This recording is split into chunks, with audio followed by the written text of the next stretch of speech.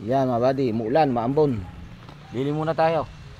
Ayan, at gagamutin pa ang ano nito, remaining ng electrical nito.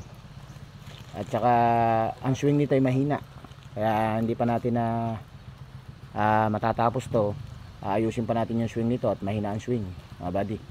Ayun. Saka meron pang kulang sa electrical system. Ayun mga buddy. Yung sa end sensor natin, yung end sensor. Ayan.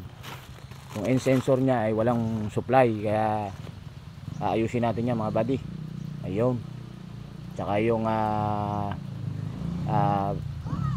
pressure sensor na isa, papalit tayo ng isa. Ayun. Okay mga buddy, kakape muna tayo. Antay may magkakape muna. At itong si Komatsu ay okay na. So binalik naman natin ang ano nito. Dating itong ating Komatsu na ito ay dating ito yung recovery mga buddy. So binalik natin sa standard ang electrical nito mga buddy, dahil yan dahil ang dating ano nito bago namin gawin ito ay recovery lang mga buddy. Bali yung pump nito ay ni-repair lang natin na recovery. Okay na yan. 4.5 ang pressure natin dito, standard. Ngayon itong mga solenoid na ito ay ito yung sa PPC natin, PPC. Tapos ito yung sa ano natin mga buddy, sa saan to, sa ano to, sa travel mga buddy. Yan. So PPC, travel, swing. Tapos ito yung second stage natin sa relief. Ayun, na solenoid.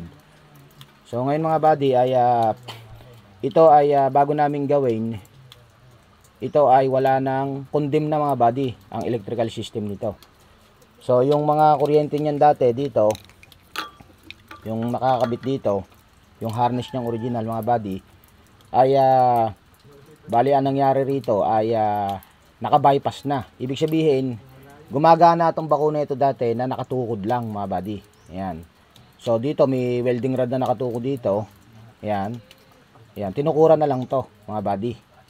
So para magamit din dati.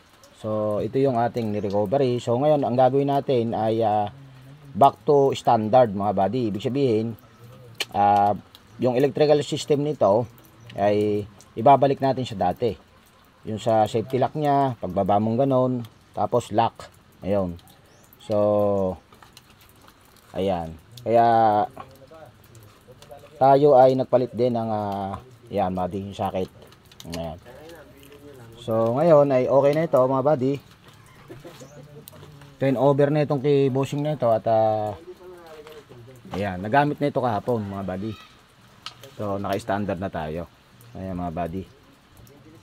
So yung ano nito, yung electrical nito ay isa pa. Yung dito sa bomba niya, dito mga buddy, mahalaga yan. Ayan. Ayan, tatandaan natin mga buddy. Itong sa EPC natin mga buddy, mahalaga ito na ito ay kailangan ay always may supply na genuine, na original mga buddy. Kailangan original lang ang supply nito mga buddy. Ayan. Yung supply nito mga buddy ay galing ito dun sa controller na maliit sa likod ng upuan. Okay mga buddy. So binuhay natin to. Dati ito wala. Mga buddy, wala. Ayan, walang supply dati yan. Okay. Tapos ang bomba natin ay recovery. Ibig sabihin, bago yung block niya dati, laman loob niya bago, mga valve plate, piston shoe. Pero yung valve plate niya at saka yung block niya, ni-recovery natin, nilapping natin mga buddy. Okay? Okay mga buddy. Ayan. So ngayon ay isa na lang ang ating ititon over mga buddy rito, yung Hitachi na lang. Ayan, palalakasin natin yung swing known. Ayan.